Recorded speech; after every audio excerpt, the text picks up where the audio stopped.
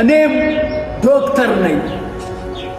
ያን ሁሉ ዓመታት አንገቱን ቆልምሞ ሌት ቀኑን ሰውቶ እድሜውን ገብሮ መጽሐፍ ስራ አንግቶ ስንቱን ካልጋ ላይ አክሞ አስነስቶ ክቡር ያለው ዶክተር እንዴት እናያለን የሚበላው አጥቶ?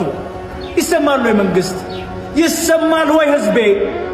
ከደም ጋር አድሮ ከታመመ ውሎ የምታመጥ እናት ከምጧ ገላግሎ ስንቱን ከስቃይ ላይ ከአምላክ ጋር ፈውሶ ስንቱን ያዳነው ሰው ትንሽ አረፍ ሊል ቤቱ ተመልሶ ለእንጀራ ጎሎት ለቤት ኪራይ ጎሎት እንዴት ይታመማል? እውነት ለመናገር አልገባንም እንጂ እንደ ሀገር ያማል።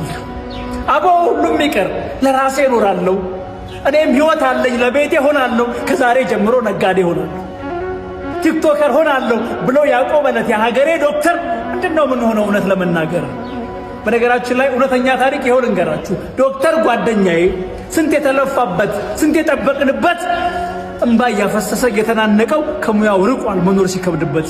ኋላ ይቆጨናል ችላ ያልንበት ለት የኋላ አድጌ ተምሬ ዶክተር ሆናለሁ ሚል ልጅ አጣንለት።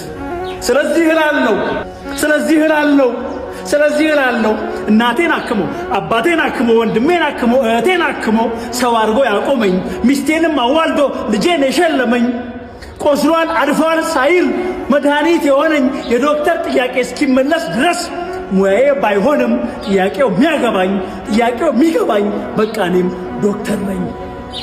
ይሰማል ወይ መንግስት? በነገራችን ላይ ይሄ ጥያቄ ፍትሃዊ ጥያቄ ነው። ባለስልጣንም ሆነን ተራውም ህዝብ ሆነን ሁላችንም እንታመማለን። ልጆቻችን የሚወለዱት በሆስፒታል ነው፣ በዶክተሮች እጅ ነው፣ በነርሶች እጅ ነው።